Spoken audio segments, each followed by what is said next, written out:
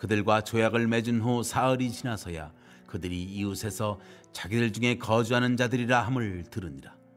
이스라엘 자손이 행군하여 셋째 날에 그들의 여러 성읍들에 이르렀으니 그들의 성읍들은 기브온과 그비라와 브에롯과 기럇 여아림이라. 그러나 회중 족장들이 이스라엘의 하나님 여호와로 그들에게 맹세했기 때문에 이스라엘 자손이 그들을 치지 못한지라. 그러므로 회중이 다 족장들을 원망하니 모든 족장이 온 회중에게 이르되 우리가 이스라엘의 하나님 여호와로 그들에게 맹세하였은즉 이제 그들을 건드리지 못하리라.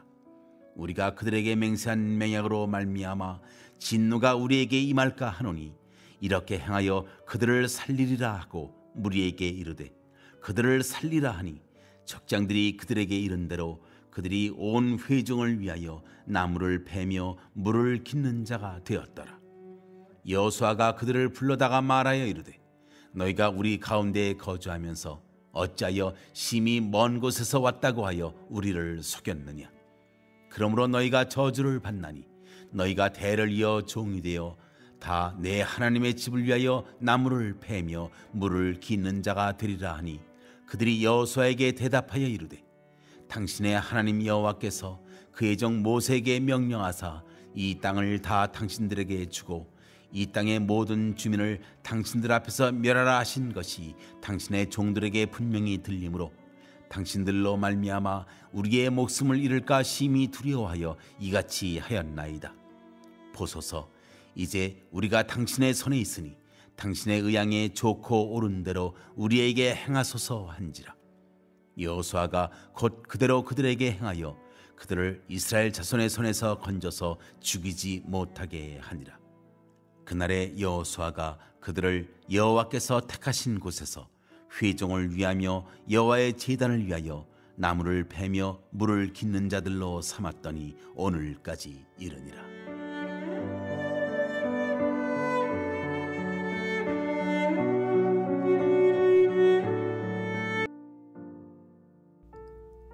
오늘 본문은 독특하고도 어찌 보면 이상한 사건을 다룹니다.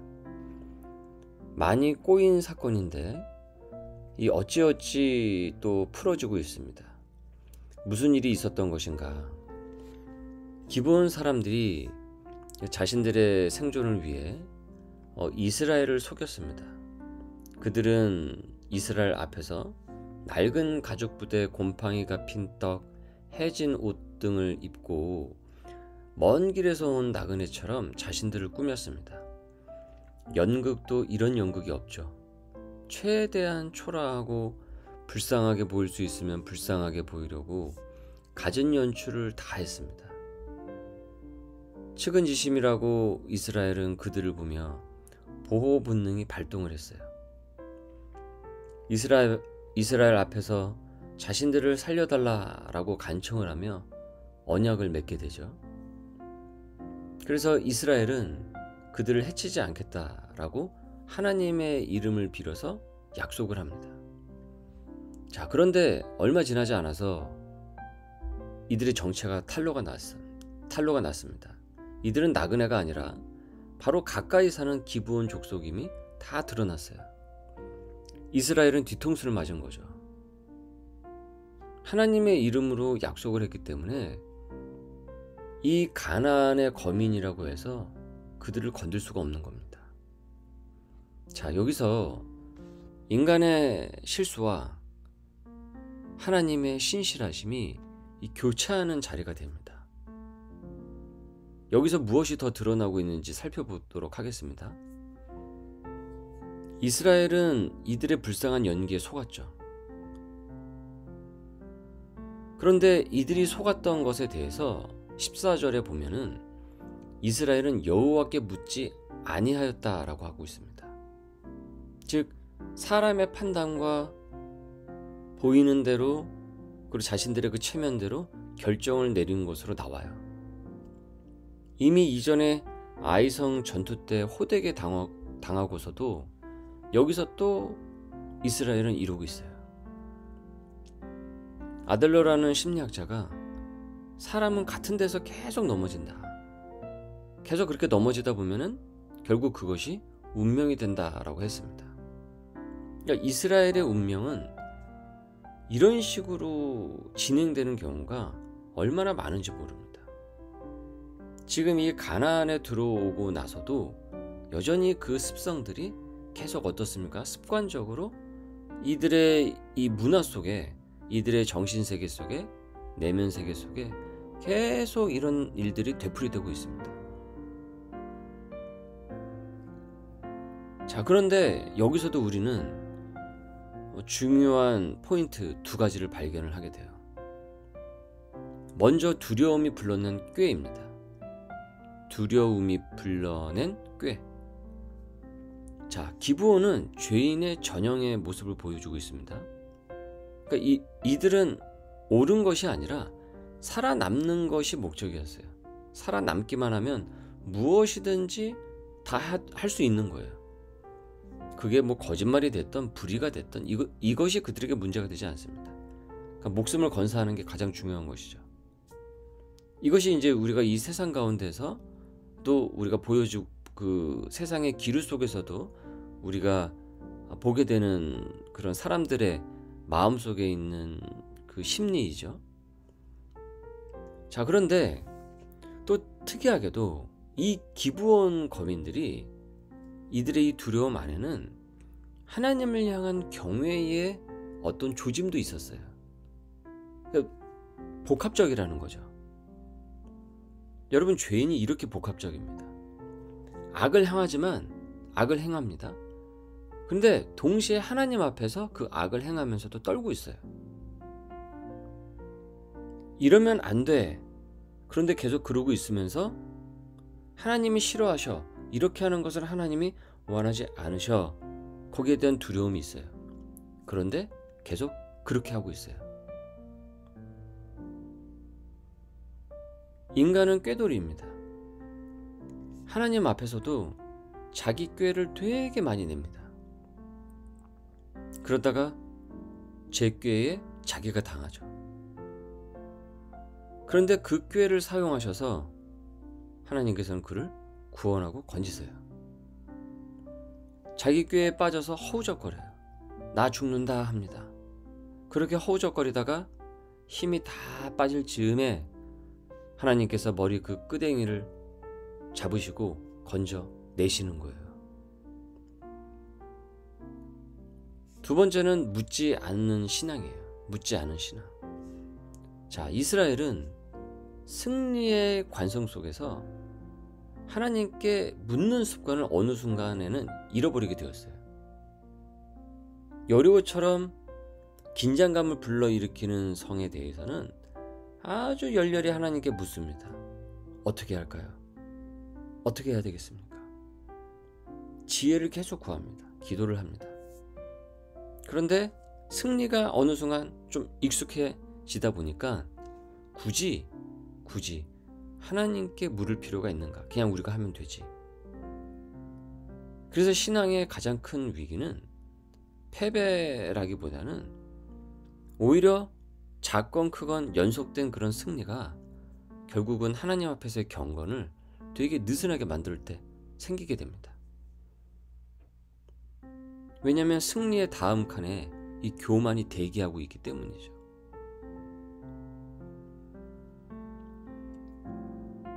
그럼에도 불구하고 하나님께서는요, 오늘 말씀을 보니까 이 두 꾀돌이 그룹을 같이 건지십니다.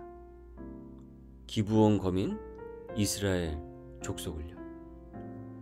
지금 서로가 어떻습니까? 자기들 꾀에 얽히고 설켜서 지금 복잡하게 꼬여버렸죠. 그런데 그들을 건지세요. 바로 하나님의 언약이라는 도구로 그들을 건지십니다. 이 기브온 거민들이 이와 같은 거짓말을 한 것이 다 드러나게 되었을 때 이스라엘의 온 회중들은 분노를 했다라고 합니다. 그러나 리더 그룹들, 족장들은 말하죠. 우리가 여호와의 이름으로 맹세를 했다. 하나님 앞에서의 약속이다. 지금 옳고 그름의 판단 이전에 하나님의 이름을 걸었다라는 사실이 지금 여기서의 운명을 결정을 하고 있어요. 자, 우리가 속았으니까 그 약속은 깨도 된다라는 것이 세상의 정의예요. 그런데 속았을지라도 하나님의 이름으로 했기 때문에 하나님의 이름을 욕되게 하지 않겠다라는 것은 하늘의 의를 그 순간에도 생각을 하는 거예요. 그래서 지금의 이 언약을 지키는 것은 당장의 손해를 사실은 이스라엘은 감수를 해야 하는 일입니다. 그런데 바로 여기서 하나님의 백성다움도 드러나게 돼요. 비록 속임을 당하고 하나님께 묻지도 않고 속임을 당해가지고 지금 그 처지가 되어버렸지만 일단 하나님의 이름을 갖고 거룩한 하나님의 이름으로 언약과 약속을 했기 때문에 이것을 무참히 지워버릴 수는 없는 거죠. 교회가 크리스찬이 예수 믿는 가정이 세상보다 나은 이유는요, 더 영리하고 똑똑해서가 아닙니다. 하나님 때문에 손해도 볼 줄 알기 때문이에요. 그래서 거기에 하나님의 이름을 위해서라면 그것 또한 감수를 하는 거예요. 그래서 여기서 이 세 가지가 두드러지게 나타나고 있어요. 하나님의 주권과 인간의 죄, 그리고 언약의 질서예요. 먼저 하나님의 주권입니다. 하나님께서는 날아다니는 새도 허락하지 않으시면, 그 새가 땅에 떨어지도록 허락하지 않으시면 그 새를 막지 않으십니다. 즉 하나님의 허락이 없으면 그 새도 떨어지질 않아요. 오늘의 이 사건에서 하나님께서는 이 사건을 막지 않으십니다. 왜 그렇습니까? 하나님께서는 종종 우리의 부주의와 잘못, 심지어 죄악도 그 통로로 삼아서 자기 백성에게 언약의 그 무게를 가르치시기도 합니다. 묻지 않음에 대한 대가를 체험하게 하시되 그 실패 속에서도 자기 백성을 파괴하지 않으시는 분이라는 거죠. 즉 심판만 하시는 분이 아니라 교정하시는 하나님 아버지세요. 그 다음 인간의 죄입니다. 인간의 죄는 속임수죠. 기브온의 죄는 속임수예요. 이스라엘의 죄는 자기 확신입니다. 하나님께 묻지도 않고 이들에게 함부로 하나님의 이름을 들먹이면서 약속과 언약을 막 뿌려대었으니까요. 죄는요, 항상 두 방향으로 나옵니다. 어떤 이는 살기 위해서 법을 어기고요, 다른 이는 옳다라는 확신으로 하나님을 생략을 해버립니다. 전자는 눈에 띄고 후자는 얼핏 경건의 옷을 입은 것처럼 보여서 더 위험해요. 이것이 지금 오늘 말씀에서 나타나고 있는 바예요. 자, 이제 그 다음 이 부분이 중요한데요. 언약의 질서입니다. 지금 상황이 꼬일 대로 꼬이고 얽히고 설켰어요. 이러지도 못하고 저러지도 못하고, 이 기브온 거민이 괘씸한데 근데 하나님의 이름으로 약속을 했단 말이죠. 하나님의 이름으로 맺은 그 약속을 이스라엘은 지킵니다.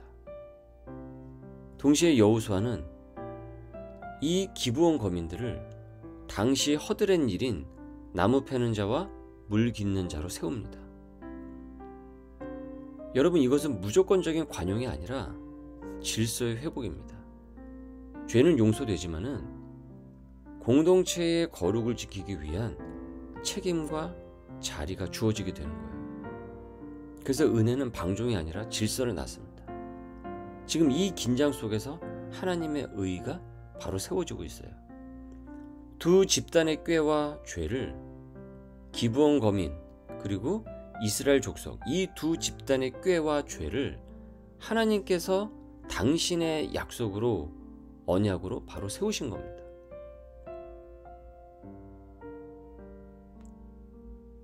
인간이 엉망진창으로 만들어놔도 하나님께서 당신의 주권과 본래의 언약대로 이 땅을 통치하시고 정리하신다는 거죠. 저희 아이들이 어렸을 때 자기들끼리 막 놀고 다투다가 집안을 엉망으로 만들었습니다. 난장판이에요. 그때 부모는 자녀들에게 주의를 주고 혼낼 것은 혼냅니다. 그리고 다시 집안을 부모가 주도적으로 정리를 해요. 그리고 애들 보고도 교육을 시키기 위해서 치우게 합니다. 어차피 치워봤자 티도 안 나지만 그 자녀를 위해 그렇게 한다고요. 하나님께서도 우리가 어지러 놓고 자기 꾀에 걸려 넘어져서 자기 죄에 넘어져서 하나님께 물어보지도 않고 그래서 결국은 그런 일을 당하게 되고 나는 또 하나님의 이름으로 그걸 했다라고 하고 예수 믿는다라는 이유만으로, 그러니까 엉망으로 이렇게 저렇게 만들어 놓은 것을 하나님께서는 당신의 주권으로 내 주변을 정리를 하시고 나를 구원의 자녀로 만들어 가신다라는 거예요. 그렇게 오늘의 이 말씀을 우리가 이렇게 적용할 수 있어야 되겠습니다. 먼저 묻는 습관을 회복을 하는 겁니다. 세상은 결정을 빠르게 하라라고 계속 그렇게 얘기합니다. 그래서 빠른 결정이 능력처럼 보이게 만들어요. 그런데 하나님께 묻는 그 느림은 사실은 진짜 성도의 힘이 됩니다. 무엇을 하기 전에, 어떤 것을 사인하기 전에, 어떤 것을 결정을 하기 전에 먼저 무릎을 꿇으십시오. 주님, 이것이 주의 뜻입니까? 이 질문 하나가 우리의 신앙과 그 인생을 지키게 됩니다. 그리고 하나님의 이름을 우리는 가볍게 여기서는 안 됩니다. 하나님의 그 언약은 나의 감정의 그 기복에 흔들리지 않습니다. 그래서 신앙의 성숙은요, 기분이 아니라 맺은 약속으로 드러나게 돼요. 가정에서, 일터에서, 교회에서 하나님의 이름 때문에 지키는 그 약속들이 우리를 진짜 하나님의 백성답게 만듭니다. 그리고 이 은혜는 질서를 세우게 됩니다. 기브온에게 주어진 자리는 벌이 아니라 구원 안에 자리를 하나님께서 마련해 주셨어요. 사실은 이들은 벌을 받아도 마땅하죠. 그런데 하나님께서는 그들에게 구원 안의 자리를, 뉘우친 그들에게 구원 안의 자리를 마련해 주셨어요. 이것은 예수를 믿는 사람들, 특별히 믿음의 공동체 안에서도 이와 같은 잘못과 실수, 충분히 우리 안에서도 그런 일들이 일어날 수 있습니다. 그런데 그 회개한 자에게, 죄를 뉘우치고 회개한 자에게 다시 섬김의 자리를 주는 교회, 즉 이들에게 나무 패는 일과 그와 같은 그 일이라도 이처럼 섬김을 통해서 점차 하나님의 일을 회복할 수 있도록 그 섬김의 자리를 주는 그 교회가 사실은 건강한 교회입니다. 배제하는 것이 아니고요. 그래서 우리도 만일 실패한 지체가 있다고 한다면은 그 또한 하나님의 언약의 그 백성이기 때문에 다시 주님의 제단을 섬기도록, 그리고 그 질서를 따라 회복시키는 공동체가 될 수 있어야 합니다. 그래서 이 기브온 거민들은 이스라엘 족속과 함께 더불어 살아가게 됩니다. 우리 하나님께서는 우리의 실수와 잘못 속에서도 그 언약의 무게를 가르치시고 우리를 통하여서 하나님의 의를 드러내십니다. 우리의 부끄러움을 구원의 통로로도 사용을 하십니다. 오늘도 이 하나님을 굳건히 믿으면서 주어진 삶의 자리에서 하나님께 언제나 묻고 나아가는 귀한 하나님의 백성들 되시기를 주님의 이름으로 축원합니다. 은혜가 많고 감사하신 주님, 새벽의 말씀으로 오늘도 우리에게 주님의 언약의 말씀을 주심에 감사드립니다. 저희가 어지럽히고 심지어 하나님의 이름으로 저질렀던 실수와 과오를 주님께서는 언제나 정리해 주시고 회복시켜 주셨습니다. 하나님의 이름을 가벼이 여겼던 과오를 용서하여 주옵소서. 오늘 말씀에 기브온이 나였고 이스라엘 족속이 나였음을 고백합니다. 그럼에도 회복의 자리로 건져 주셔서 기브온 거민에게 나무와 물의 자리를 주시고 성막까지 섬기게 하셨던 것처럼 저희에게도 그 회복의 자리와 소명과 섬김의 자리를 허락하여 주옵소서. 되풀이되는 실수와 잘못을 이제는 멈추고 언제나 하나님께 묻고 나아가면서 하나님께 영광을 올리고 그 영광을 입는 생활이 되도록 인도하여 주옵소서. 무엇보다 속임으로 상처를 입은 이들을 치유하여 주시고 무너진 신뢰 위에 복음의 평안을 세워 주시길 원합니다. 우리의 가정과 삶의 터전인 일터, 그리고 이 땅 가운데 정직과 진실이 흐르게 하여 주셔서 주님의 이름이 욕되지 아니하도록 우리를 지켜 주시옵소서. 감사하며 예수님의 이름으로 기도드립니다. 아멘.